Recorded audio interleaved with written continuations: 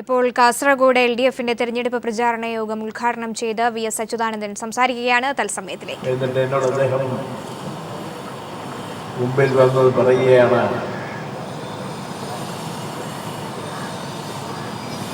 എനിക്ക്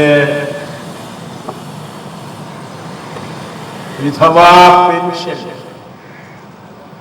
വികലാംഗ പെൻഷൻ എന്നിങ്ങനെയുള്ള ഞങ്ങളെപ്പോലുള്ള പാവപ്പെട്ട ആളുകൾക്ക് ലഭിക്കേണ്ടതായിട്ടുള്ള പെൻഷൻ 10 മാസമായിട്ടും ലഭിച്ചിട്ടില്ല എന്ന്. എങ്ങനെയുണ്ട് ഉമ്മൻചാണ്ടിയുടെ ഭരണമെന്ന് നിങ്ങൾക്ക് ഏറെ നന്നായി മനസ്സിലാക്കാൻ ഇത് ഉപകരിക്കുമെന്ന് ഞാൻ ആശിക്കുകയാണ്. കേന്ദ്രത്തിൽ നരേന്ദ്രമോദി ഗവൺമെന്റും കേരളത്തിൽ ഉമ്മൻചാണ്ടി ഗവൺമെന്റും രാജ്യം ഭരിച്ചുകൊണ്ടിരിക്കുകയാണ്, നാട് ഭരിച്ചുകൊണ്ടിരിക്കുകയാണ്. ഇവരുടെ ഭരണത്തിന്റെ സാമ്പിളുകളാണ് ഈ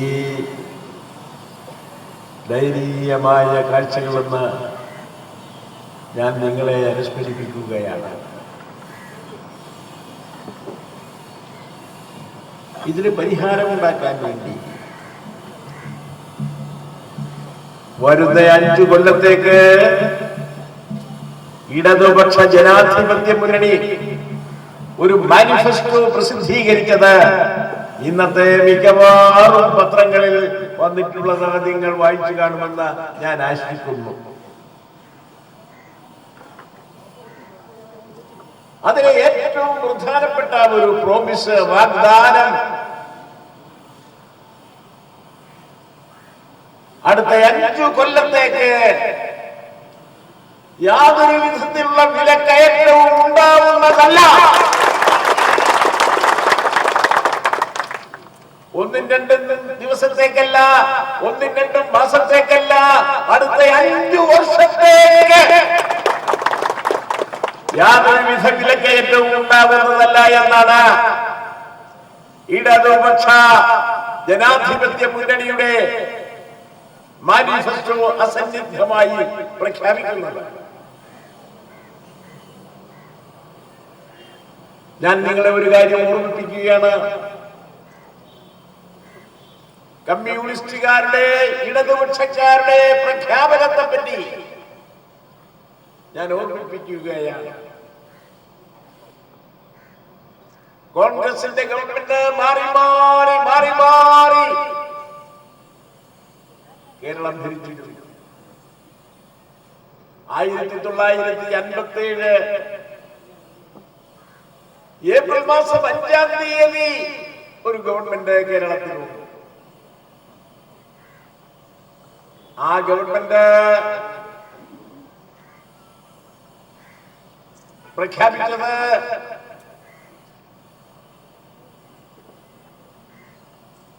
ഞങ്ങൾ ഭൂപരിഷ്കരണ നിയമം,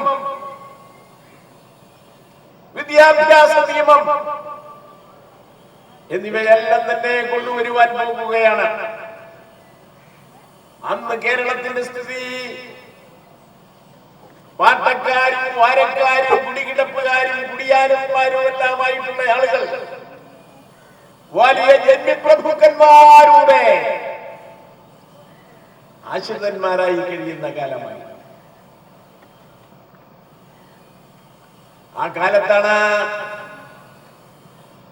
കമ്മ്യൂണിസ്റ്റ് പാർട്ടി ഓഫ് ഇന്ത്യ, മാർക്സിസ്റ്റും ഇടതുപക്ഷ കക്ഷികളും ചേർന്ന് രൂപവൽക്കരിച്ചിരുന്ന ആ ഗവൺമെന്റ്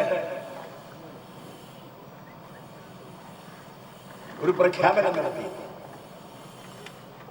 ആ പ്രഖ്യാപനത്തിന്റെ അടിസ്ഥാനത്തിൽ ഏപ്രിൽ 5-ാം തീയതി നടത്തിയ പ്രഖ്യാപനം 6 ദിവസം കഴിഞ്ഞപ്പോൾ ഒരു ഓർഡിനൻസായി പുറപ്പെടുവിച്ചു. 6-ാമത്തെ ദിവസം പ്രഖ്യാപിച്ച ഓർഡിനൻസിൽ കേരളത്തിലെ എല്ലാ വിധത്തിലുള്ള കുടികിടപ്പും പാട്ട പഠിപ്പിക്കലും മരമൊഴിപ്പിക്കലും ഇതിനാൽ റദ്ദു ചെയ്തുകൊള്ളുന്നു എന്നായിരുന്നു 6-ാം ദിവസത്തെ ഓർഡിനൻസ്. അത് കഴിഞ്ഞ് തദനുസാരമായ നിയമങ്ങളും നടപടികളും പിന്നീടുണ്ടായി എന്ന് നിങ്ങൾക്കെല്ലാം അറിയാമല്ലോ. കൃഷിക്കാരന് ഭൂമി നൽകുന്ന, കർഷക തൊഴിലാളിക്ക് കിടപ്പിടം നൽകുന്ന, കുടികിടപ്പുകാരന് കുടികിടപ്പിന്റെ ജന്മാവകാശം നൽകുന്ന നിയമങ്ങളാണ് ഒന്നിനു പുറകെ ഒന്നായി പിന്നീട് കേരളം കണ്ടത്. ഇതേപോലുള്ള അനുഭവമാണ് മുൻകാലങ്ങളിൽ കമ്മ്യൂണിസ്റ്റുകാരുടെ ഇടതുപക്ഷക്കാരുടെ പ്രഖ്യാപനത്തെ തുടർന്ന് ഉണ്ടായിട്ടുള്ളത് എങ്കിൽ ഇപ്പോൾ ഞങ്ങൾ പുറപ്പെടുവിച്ചിരിക്കുന്ന ഈ മാനിഫെസ്റ്റോ, ഇടതുപക്ഷത്തിന്റെ മാനിഫെസ്റ്റോ, വരുന്ന 5 കൊല്ലത്തേക്കുള്ള ജനങ്ങൾക്ക് മുമ്പിലുള്ള ഒരു പ്രോമിസാണ്, ഒരു വാഗ്ദാനമാണ്. യാതൊരു തരത്തിലും വില കയറ്റുന്നതല്ല വരുന്ന 5 വർഷത്തേക്ക് എന്നാണ്. അത്യാവശ്യ നിത്യോപയോഗ സാധനങ്ങൾ ഏറിയ കൂറും അമിതമായ വില നൽകണം.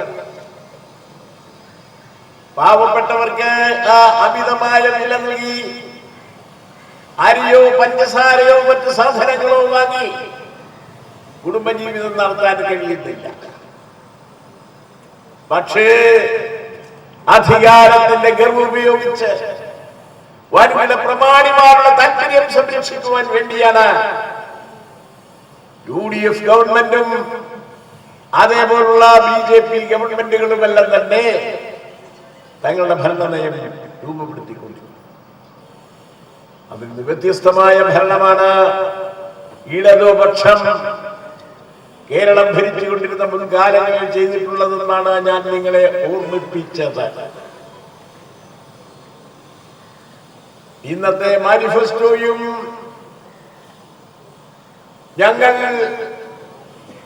നിങ്ങളോട് പറയുകയാണ്, ഈ തെരഞ്ഞെടുപ്പിൽ വരുന്ന മെയ് മാസം 16-ാം തീയതി നടക്കുന്ന തെരഞ്ഞെടുപ്പിൽ നിങ്ങൾ ഒന്നുചേർന്ന് കേരളത്തിൽ വീണ്ടും ഒരു ഇടതുപക്ഷ ജനാധിപത്യ മുന്നണിയെ അധികാരം കൊണ്ടുവന്നാൽ ഈ വാഗ്ദാനം മുൻകാലങ്ങളിലെ പോലെ തദനുസാരമായി അന്തസ്സായി നടപ്പിലാക്കുന്നത് നിങ്ങൾക്ക് മനസ്സിലാക്കാൻ കഴിയും. നമ്മുടെ നാട്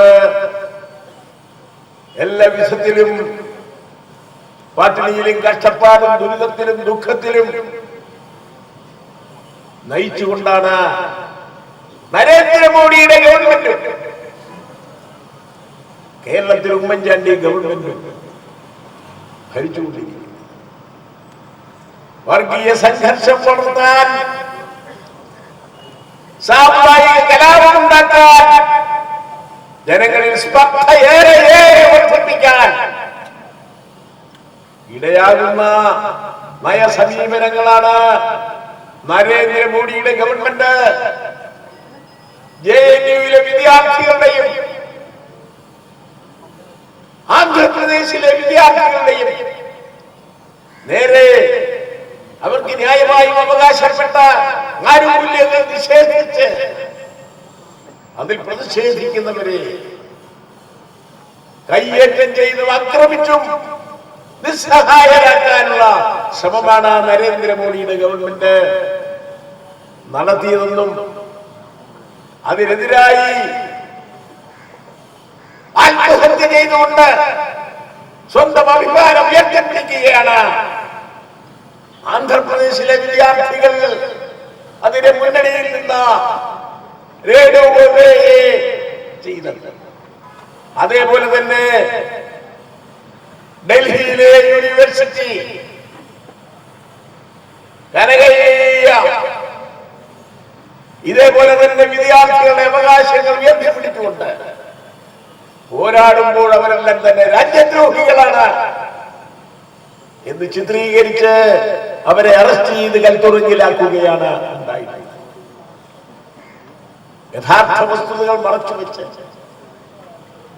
ഭാവി പൗരന്മാരായി ഉയർന്നു വരുന്ന വിദ്യാർത്ഥികൾ ഈ തരത്തിൽ ആദ്യാന്തം ക്രൂരമായ മർദ്ദനം അഴിച്ചുവിട്ട് ദ്രോഹിക്കുന്നതിനുള്ള ശ്രമത്തിനെതിരെ JNUവിലെ വിദ്യാർത്ഥികളും ആന്ധ്രാപ്രദേശിലെ വിദ്യാർത്ഥികളും സംസ്ഥാനത്തെമ്പാടുമുള്ള വിദ്യാർത്ഥി വർഗം ചെറുപ്പക്കാർ ആകെ ഉണർന്നെഴുന്നേറ്റിരിക്കുകയാണ്. അതേപോലെ തന്നെ ഉമ്മൻചാണ്ടിയുടെ ഗവൺമെന്റ് കേരളത്തിൽ ഏറ്റവുമേറെ അഴിമതി നടത്തിക്കൊണ്ട് രാജ്യത്തെ കൊള്ളയടിക്കുകയാണ്.